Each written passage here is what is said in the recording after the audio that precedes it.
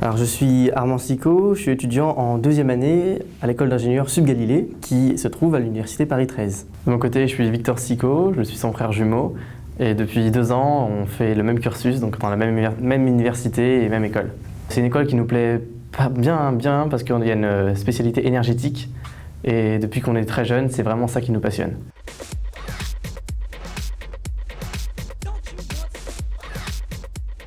Alors pour être honnête, on a d'abord choisi la proximité puisqu'on habite à 3-4 km d'ici, donc on s'est dit que ça tombait vraiment très bien d'avoir une école d'ingénieurs dans l'énergie, donc notre passion, et si près de chez nous. Puisque du coup on peut venir en trottinette ou vélo électrique, ce qui est un plaisir au quotidien.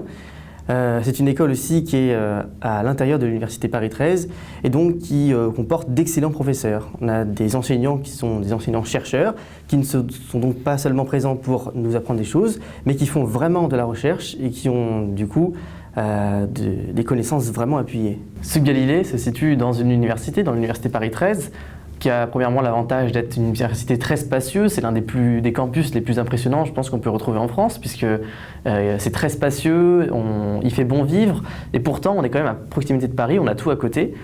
Et donc cette école d'ingénieurs se trouve dans une université et on profite de tous les avantages de l'université. Je pense par exemple au gymnase. On a un gymnase vraiment excellent avec deux salles de sport très complètes.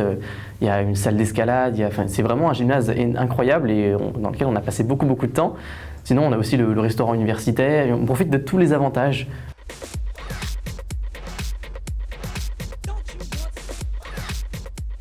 Dans le domaine de l'énergie, ce qui nous intéresse le plus, c'est de promouvoir les énergies de demain. C'est quelque chose qu'on entend très souvent et pourtant c'est quelque chose de très important aussi. Comme vous le savez tous, les énergies fossiles sont en voie de disparition et dans tous les cas, même si on essaye d'en utiliser plus, on rejette des gaz à effet de serre. Donc c'est extrêmement important de penser à développer des énergies renouvelables, des énergies qui ne polluent pas et qui aujourd'hui malheureusement ne sont pas suffisamment présentes pour compenser les besoins. Il y a environ 2 ans, on a fabriqué une éolienne dans notre jardin. Donc c'est pas un petit projet puisque l'éolienne a une envergure de 2 mètres et elle peut produire jusqu'à 135 watts. Alors 135 watts, si ça ne vous parle pas, pour être honnête, c'est très peu par rapport à ce que peut consommer un foyer. Mais en chargeant des batteries, on peut vraiment, disons, compenser la consommation énergétique de notre vélo électrique par exemple.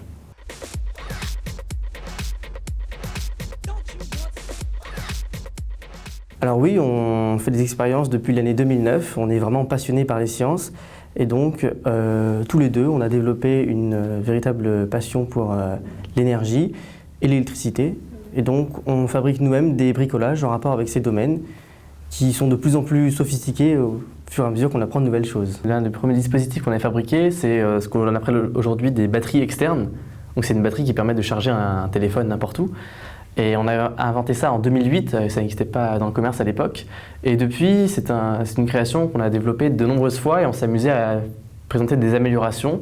Et on en a refait une septième version l'année dernière qui permet par exemple de recharger sans fil des appareils ou intégrer un panneau solaire par exemple ou ce genre de choses.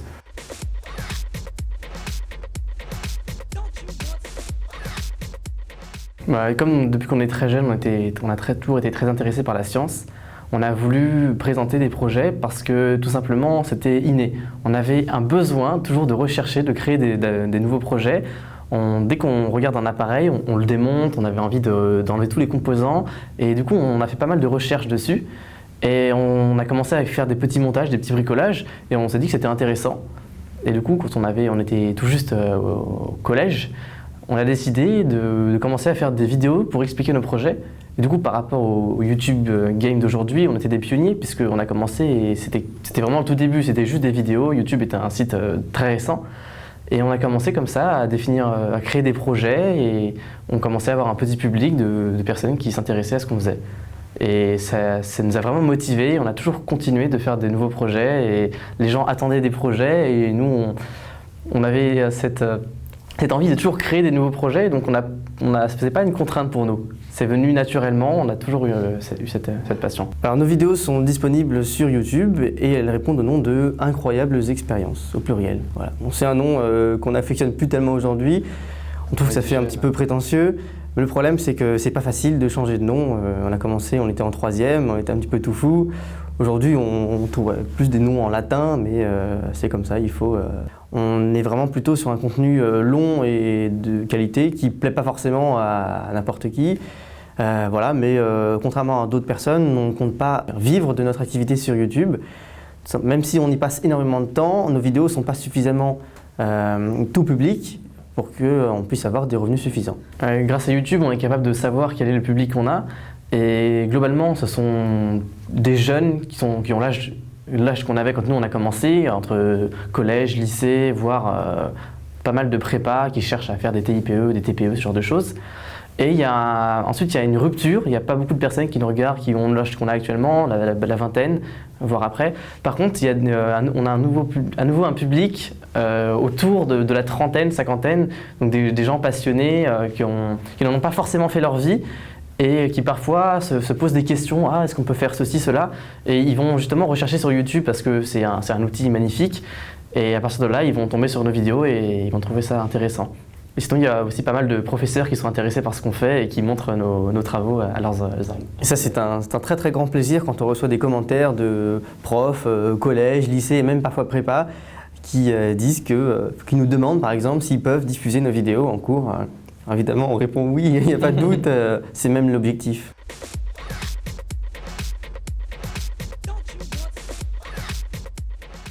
Donc on a un projet de création d'entreprise. Et on ne pense pas que ça va se concrétiser avant environ 2-3 ans. On pense qu'on va d'abord travailler normalement dans une entreprise qui aura besoin d'ingénieurs dans l'énergie.